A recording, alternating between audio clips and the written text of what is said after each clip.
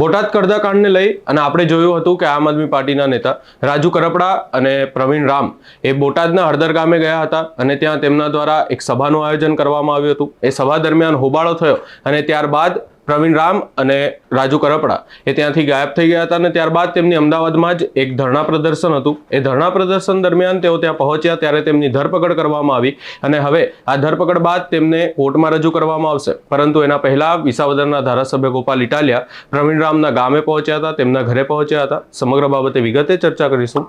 નમસ્કાર, હું છું ઉજ્જવલ અને આપ જોઈ રહ્યા છો નિર્ભય ન્યૂઝ। આપણે જોયું કે બોટાદ કરદાકાંડને લઈ અને આમ આદમી પાર્ટીના નેતા રાજુ કરપડા દ્વારા વિરોધ કરવામાં આવ્યો।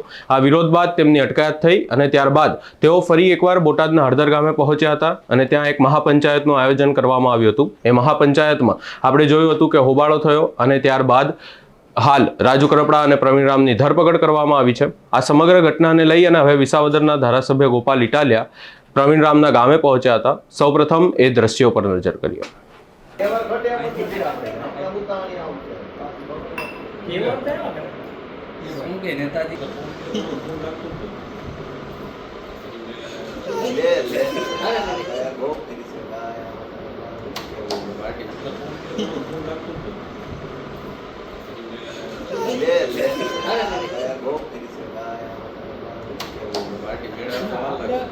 સો મહિના મળખાયો મહિના આમ નહીં આમ નહીં એમ કે હું તો 20 વર્ષ છું કાકા ગમે એવો હારો મળો એ નહીં વળખાય અને તો આખા ગુજરાતના ભાજપ વાળા વળતી વાત ના કરે। એટલે આ પ્રવીણભાઈ રાજુભાઈ બધા ઘરે મારે દિવાળી છે, છોકરા ઘરે નથી, મેં કીધું અમને ગણી એટલે હિસાબથી બધાના ઘરે જાવ મળું વાતચીત થાય થોડીક ધર્મની આપલે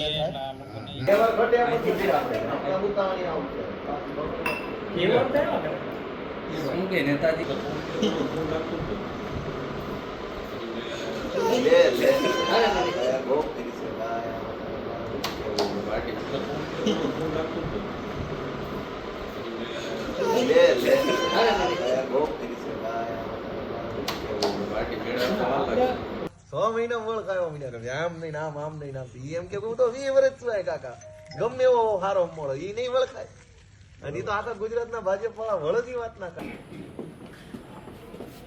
એટલે આ પ્રવીણભાઈ રાજુભાઈ બધા ઘરે મારે દિવાળી છે, છોકરા ઘરે નથી, મેં કીધું અમને ગણી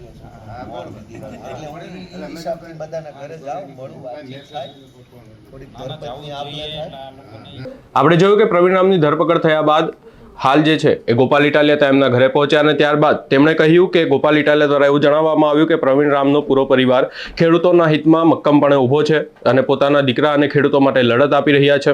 જો અને કહ્યું કે વધુમાં કહ્યું કે આ સમગ્ર બાબતને લઈ અને હાલ જે ખેડૂતો માટે પ્રવીણ રામ દ્વારા જે લડત લડવામાં આવી એ વાતનો તેમના પરિવાર દ્વારા ક્યાંક ને ક્યાંક ગર્વ પણ અનુભવ કરી રહ્યા છે। વધુમાં એમના દ્વારા હાલ જણાવવામાં આવ્યું છે કે પ્રવીણ રામ અને રાજુ કરપડાને લઈ અને આગામી સમયમાં જે છે રજૂઆતો પણ કરવામાં આવશે, લડત લડવામાં આવશે, મક્કમ લડાઈ લડવામાં આવશે એવી પણ વાત કરવામાં આવી છે। આપણે જોયું કે આખા કાંડમાં ક્યાંક ને ક્યાંક રાજુ કરપડા દ્વારા સૌપ્રથમ તો બોટાદ માર્કેટિંગ યાર્ડમાં વિરોધ કરવામાં આવ્યો હતો, ત્યારબાદ આ બાબતને લઈ અને તેમની અટકાયત થઈ, ત્યારબાદ હળદર ગામમાં જે બોટાદનું હળદર ગામ છે ત્યાં વિરોધ કરવામાં આવ્યો, ત્યારબાદ ક્યાંક ને ક્યાંક રાજુ કરપડા અને પ્રવીણ રામ અમદાવાદ પહોંચ્યા હતા અને ઉપવાસ આંદોલન કરવાના હતા, પરંતુ એ ઉપવાસ આંદોલન પહેલા જ તેમની જે છે ધરપકડ કરી લેવામાં આવી અને હાલ પ્રવીણ રામ અને રાજુ કરપડા એ જેલમાં છે અને આગામી સમયમાં તેમને લઈ અને કોર્ટમાં સુનાવણી થશે અને આ સમગ્ર બાબતની વચ્ચે ગોપાલ ઇટાલિયા એમના ઘરે પહોંચ્યા। સમગ્ર બાબતે આપનું શું અભિપ્રાય છે અમને કમેન્ટ કરી જરૂર જણાવશો। અમારી ચેનલ નિર્ભય ન્યૂઝને લાઇક, શેર, સબસ્ક્રાઇબ કરવાનું ભૂલશો નહીં।